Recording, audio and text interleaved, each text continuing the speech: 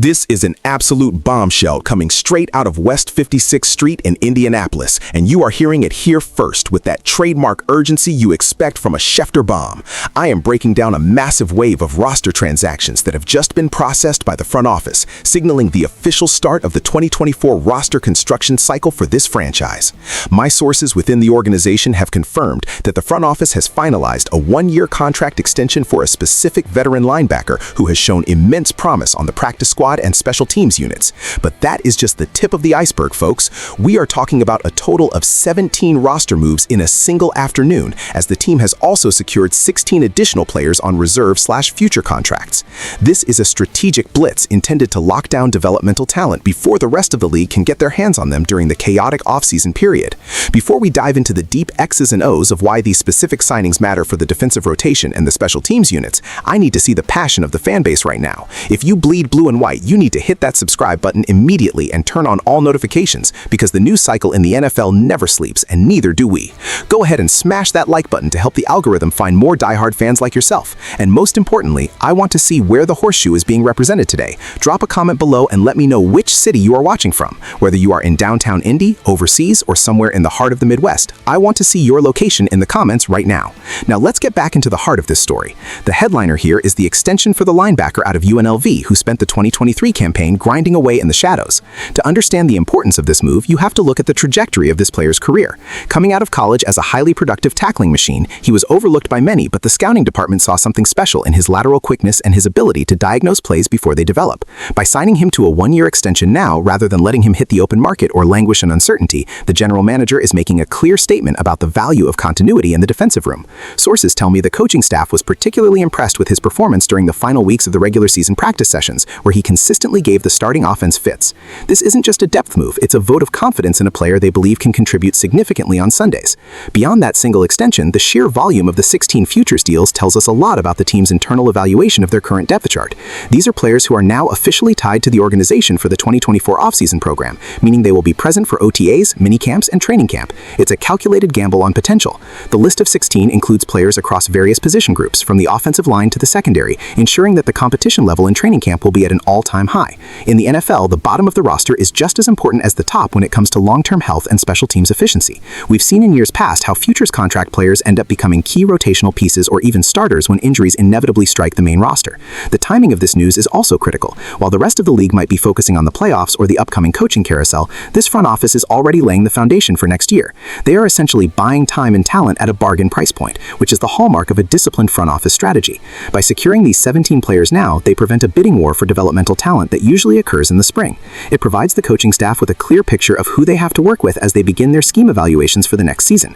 The details coming out of the building suggest that the front office prioritized speed and versatility with these specific signings. They are looking for players who can play multiple roles on special teams while also providing a high ceiling for positional development. This is about building a culture of competition where no spot on the roster is safe, and every young player has a legitimate path to the 53-man roster. This move for the linebacker specifically shows that they value his specific skill set in the middle of the field, perhaps as a direct backup to the established stars or as a primary special teams ace. It is an urgent and precise series of moves that sets the tone for the entire offseason. We are seeing a front office that is proactive, not reactive, and that should give the fans a massive sense of optimism moving forward into the quiet months of the calendar year. Now, let's take a deep dive into the strategic analysis of these roster moves, because from an insider perspective, this is where the real chess match happens. When you look at the one-year extension for the linebacker, you have to consider the salary cap implications and the current structure of the defensive depth chart. The linebacker position for this team has been a point of pride, but it has also dealt with its fair share of attrition and injuries over the last 24 months.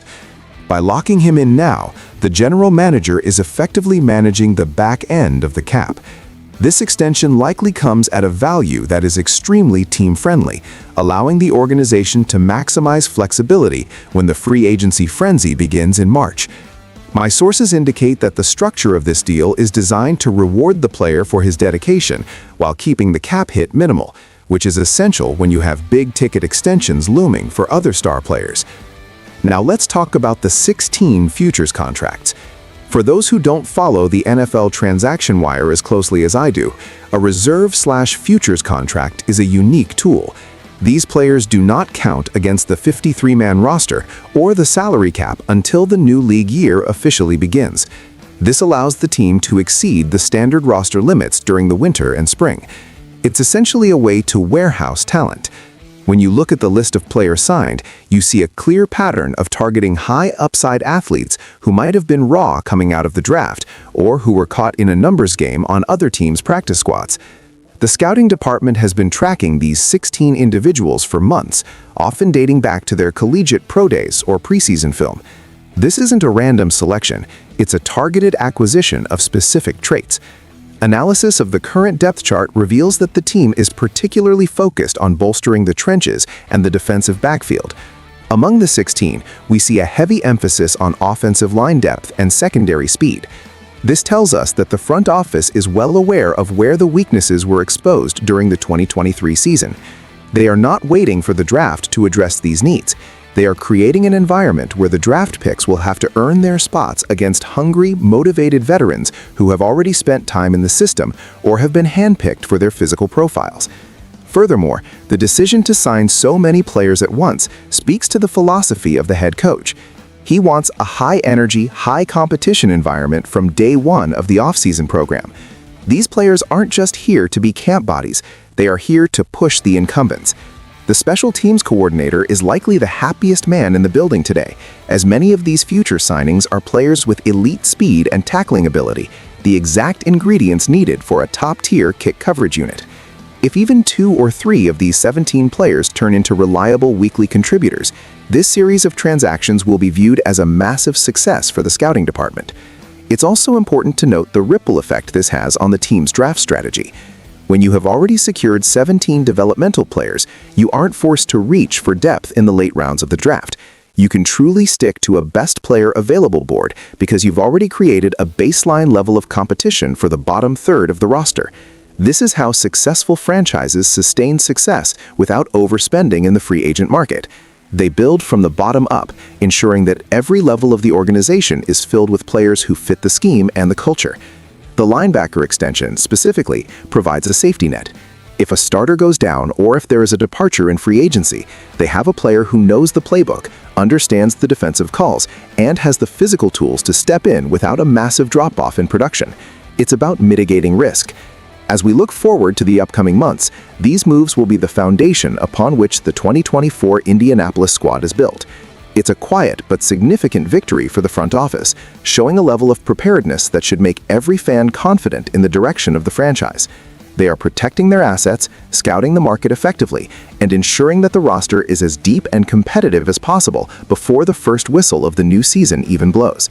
This is the precision and authority of a front office that knows exactly what it needs to reach the next level.